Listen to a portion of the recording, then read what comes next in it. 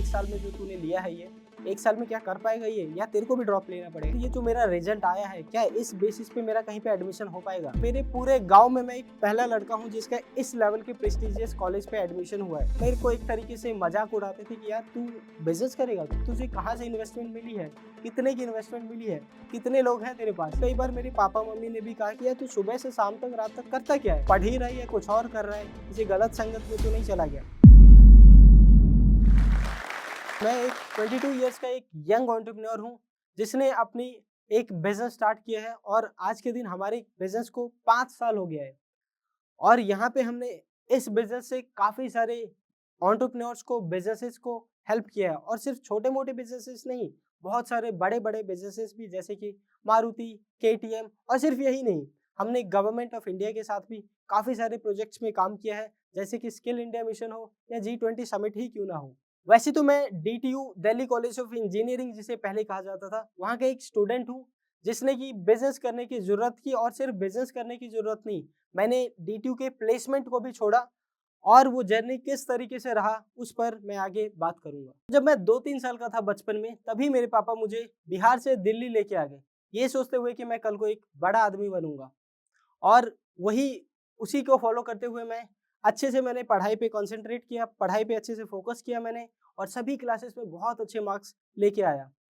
और यहाँ तक कि 10th में मैं 9.4 सीजीपीए लेके आया, जो कि बहुत ही बड़ी अचीवमेंट थी हमारी सभी फैमिली के लिए, क्योंकि आज तक हमारी फैमिली में किसी ने इतने अच्छे मार्क्स नहीं लेके आए थे। और सिर्फ फैमिली ही नहीं, हमारे पूरे गांव में इतना अच्छा अचीवमेंट किसी ने आज तक नहीं किया था। इसके बाद मेरी लाइफ में 11th में एक ऐसा टर्निंग पॉइंट आया। तो 11th में हुआ यूं कि मेरे स्कूल में, जो कि एक सर्वोदय विद्यालय था दिल्ली का, वहाँ पे मेरे स्कूल में तक्षशिला वाले आए अपने कुछ काउंसलर के साथ, और वो काउंसलिंग दे रहे थे आईआईटी जेईई एंड नीट के लिए। तो उस काउंसलिंग के सेशन को मैंने लिया, मैंने काउंसलिंग के सेशन को देखा। और लाइफ में उस पॉइंट ऑफ टाइम से पहले मुझे बिल्कुल भी पता नहीं था कि आईआईटी जेईई करना होता है और नीट करना होता है, जिससे कि इंजीनियरिंग या मेडिकल में हम एंटर कर सकते हैं। तो जिस जिस दिन मुझे ये पता लगा कि ऐसा भी कुछ होता है, ऐसे भी कुछ कॉम्पिटिटिव एग्जाम्स होते हैं, मैंने एक डिसीजन लिया कि हाँ, मुझे भी आईआईटी जेईई करना है। सिर्फ यही नहीं कि एक चैलेंज है, बट इसके लिए भी क्योंकि हमारे यहाँ बिहार में इंजीनियरिंग करना एक बहुत बड़ी चीज़ है। तो इसी के लिए मैंने आईआईटी जेईई करने का एक फैसला लिया अपने लेवल पे, ठीक है। सो इस बात के लिए मैंने अपने घर पे भी डिस्कस किया। इवन हम लोग तक्षशिला में 1-2 डेमो सेशन के लिए गए, 1-2 डेमो क्लासेस हुए वहाँ पे, क्योंकि मुझे बहुत अच्छा लगा। मैंने अपना फीडबैक घर पे दिया कि हाँ, मुझे बहुत अच्छा लगा और मैं करना चाहता हूँ। मैं आईआईटी जेईई की प्रिपरेशन करना चाहता हूँ।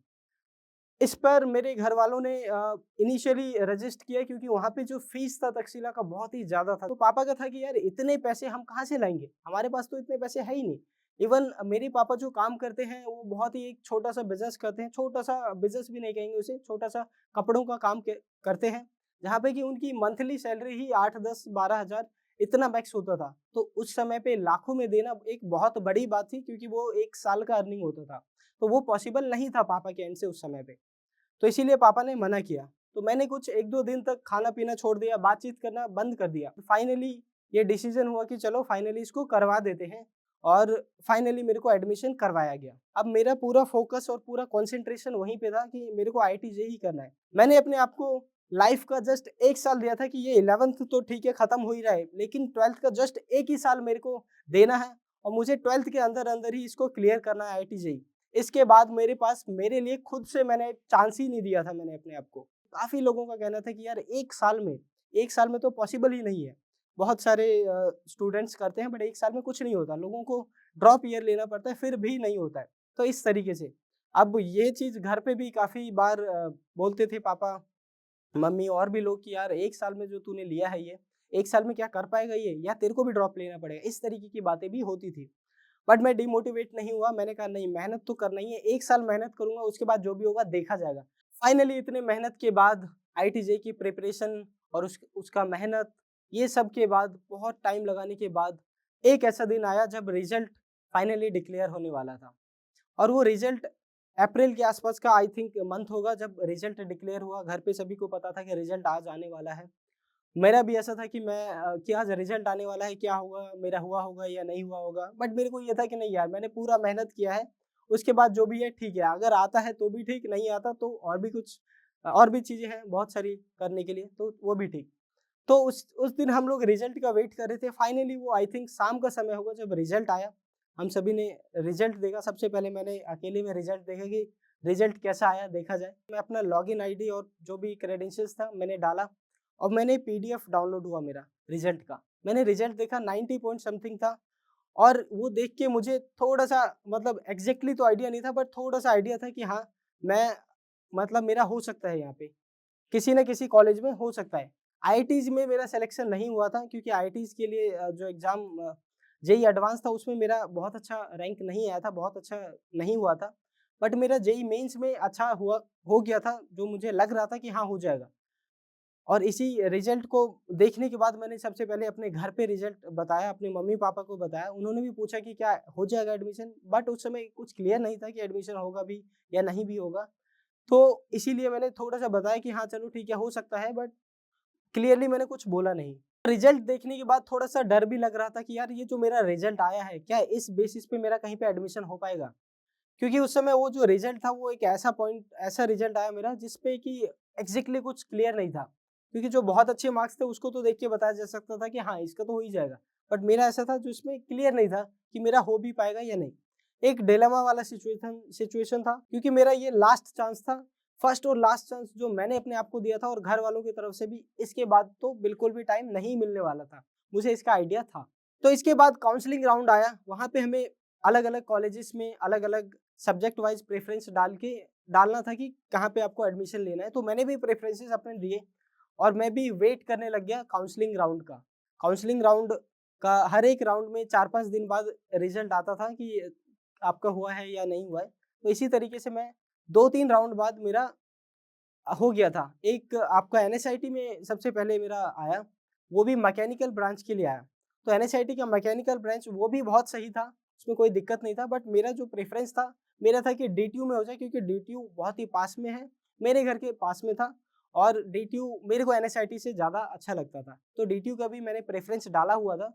फाइनली थोड़ा 1-2 और राउंड के बाद मेरा डीटीयू में मैथमेटिक्स एंड कंप्यूटिंग डिपार्टमेंट में हुआ। और जब ये हुआ तो मैंने अपने घर पे बताया कि मेरा finally mathematics and computing DTU में हो गया है और डीटीयू के बारे में घर पे थोड़ा-सा पहले बताया हुआ था। मैं आप सभी को ये बताना चाहूँगा कि मेरे पूरे गाँव में मैं एक पहला लड़का हूँ जिसका इस लेवल के प्रेस्टीजियस कॉलेज पे एडमिशन हुआ है। ऐसा लगा कि फाइनली मैंने लाइफ़ में कुछ तो अचीव किया है और मुझे लगा कि यार लाइफ़ का सबसे पहला अचीवमेंट यही है शायद। तो उस समय मेरी क्लास के काफ़ी सारे स्टूडेंट्स और मेरे इंस्टीट्यूट के भी काफ़ी स्टूडेंट डिजिटली पढ़ रहे थे।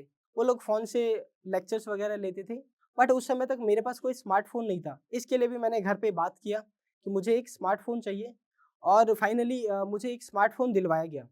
स्मार्टफ़ोन मैंने लिया, वो मेरी लाइफ़ का पहला स्मार्टफ़ोन था। उसमें मैं पढ़ाई के लिए मैं उसे यूटिलाइज़ करने लग गया। इसी बीच मुझे एक क्वेश्चन आया कि यार ये जो चीज़ें हम देख रहे हैं, ऑनलाइन जाके सर्च कर रहे हैं और कुछ कंटेंट हमारे पास उसका रिज़ल्ट आ रहा है, ये किस तरीके से काम कर रहा है? ये डिजिटल की चीज़ें किस तरीके से काम करती है? ये वेबसाइट्स वगैरह किस तरीके से काम करती है? तो ये एक ऐसा पॉइंट था मेरी लाइफ़ में जहाँ पे मेरे को एक ऐसा क्यूरियोसिटी आया जिसने मेरी लाइफ़ को एक तरीके से बदल के रख दिया। साथ के साथ मैं क्योंकि मैं डिजिटल मार्केटिंग साथ के साथ मैं सीख रहा था, डिजिटल वाली चीज़ें सीख रहा था, चाहे वो एफिलिएट मार्केटिंग हो, एसईओ हो, ब्लॉगिंग हो, कंटेंट क्रिएशन हो, ये सभी चीज़ें मैं साथ के साथ सीख रहा था। क्योंकि मुझे उस समय तक आइडिया तो हो गया था कि यार मैं थोड़ा-सा अलग हूँ, मुझे बिज़नेस वाली चीज़ें मेरे लिए ज़्यादा सूट करेंगी और मैं इसी के लिए बना हूँ, क्योंकि मेरे को जहाँ तक पहुँचना है वो एक अलग लेवल पे है। और उस लेवल पे जाने के लिए कोडिंग से तो नहीं होगा, उसके लिए मुझे बिज़नेस में जाना ही पड़ेगा। तो इस तरीके से कॉलेज की जर्नी जा रही थी जहाँ पे मैं कुछ अलग एक्सप्लोर करना चाह रहा था, बिज़नेस के डोमेन में जाना चाह रहा था, बिज़नेस रिलेटेड चीज़ें एक्सप्लोर कर रहा था।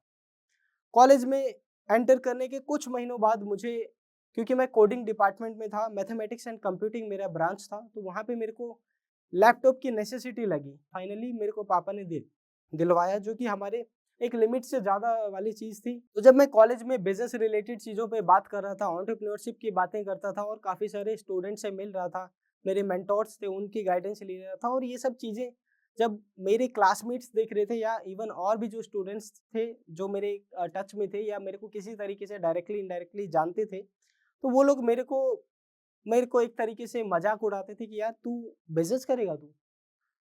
क्योंकि उन्हें पता था कि ये वही बंदा है जिसको लैपटॉप्स की कॉन्फ़िगरेशन के बारे में भी नहीं पता था कि कौन-सा लेना है या नहीं लेना है। इस बंदे को इतना सा आइडिया नहीं है, तो क्या ये बंदा बिज़नेस करेगा? वो लोग मज़ाक उड़ाते थे, वो लोग कहते थे कि यार तुझे कहाँ से इन्वेस्टमेंट मिली है?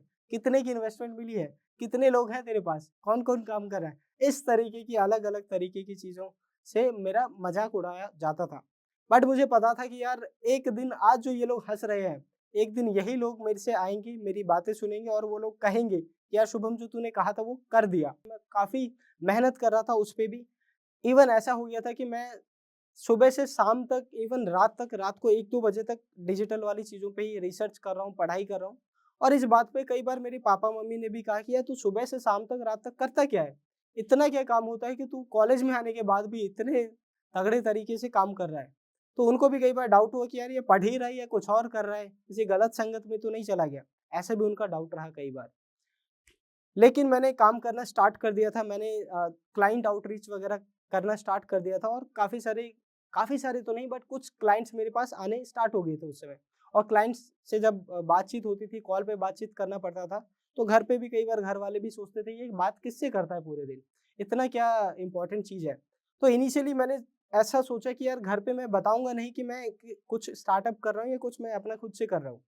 घर पे मैंने काफ़ी टाइम तक नहीं बताया ये चीज़ कि मैं कुछ कर रहा हूँ। तो इस तरीके से मेरा ये जर्नी स्टार्ट हुआ। इसके बाद लॉकडाउन आ गया और वो लॉकडाउन का ऐसा समय था जहाँ पे बहुत सारी डिजिटल फ़ील्ड में अपॉर्च्युनिटीज़ की खुल रही थी उस समय और इसी पॉइंट को मैंने भी ग्रैब किया। मैं काफ़ी सारे कंपनीज़ के पास हम लोग आउटरीच करने लगे, कंपनीज़ को, इंडिविजुअल को, एंटरप्रेन्योर्स को आउटरीच करना स्टार्ट किया हमने। हमारे पास आज के दिन अगर कोई भी पर्सन आता है, तो उसे starting from business consultation then उसके बाद उसे डिजिटल की चीज़ें चाहिए होती हैं, जिसमें technology, marketing, graphics, video production, server, cyber security, PR, ये सभी चीज़ें किसी भी बिज़नेस को चाहिए होता है, चाहे कोई सा भी बिज़नेस हो।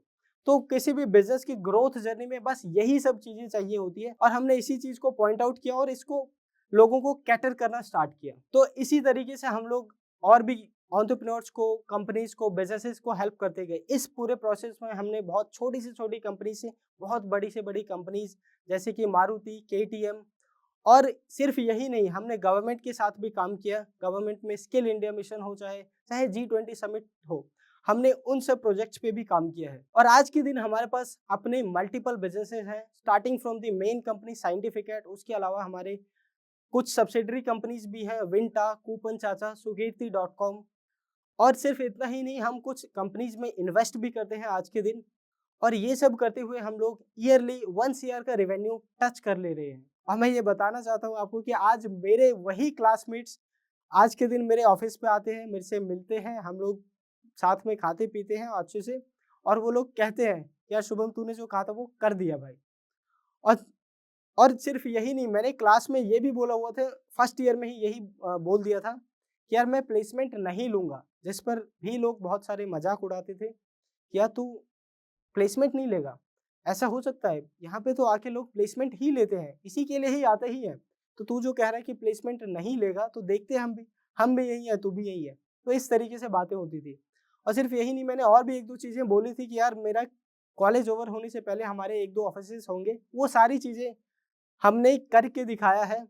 हम कॉलेज ओवर होने से पहले-पहले हमारे पास 2 ऑफिसेज़ हैं, एक दिल्ली में हमारा जो कॉलेज के बहुत ही पास में है, ताकि मेरे कॉलेज के फ्रेंड्स आए तो वो लोग होते हुए आए। तो अंत में मैं आप सभी से यही कहना चाहूँगा कि आप किसी भी एक चीज़ को लो, किसी भी एक चीज़ जो आपको करना है उस चीज़ को लो और उसपे पूरी फ़ोकस के साथ, पूरी एनर्जी के साथ काम करना स्टार्ट कर दो। और आप अगर ये करते हैं तो ऐसा हो ही नहीं सकता कि आप पूरी फ़ोकस के साथ, पूरी एनर्जी के साथ कुछ काम करें और रिज़ल्ट ना आए। बस आप आँख बंद करके पूरी फ़ोकस के साथ सही डायरेक्शन में काम करते चलो, रिज़ल्ट तो आना ही है। इसने इसने ढेर सारा इंस्पायरिंग स्टोरी एक से एक बढ़ के बिहारी के एकरा पर देखेला मिलतो, जेकर नाम है जोश टॉक्स बिहार। तो जोश टॉक बिहार के भाई बढ़िया से सब्सक्राइब कर ले हूँ, घंटा उंटा दबा दे हूँ कि नोटिफिकेशन आते रहे। अरे जब मन होले उदास तक खोल लेल की जोश टॉक बिहार, ओकर बाद देखल के मन के तरोताजा कैल के एकदम मोटिवेशन लेल के काम शुरू कैल के सफलता कैसे नहीं मिलते, एकदम मिलते झंडा गाड़ देबू।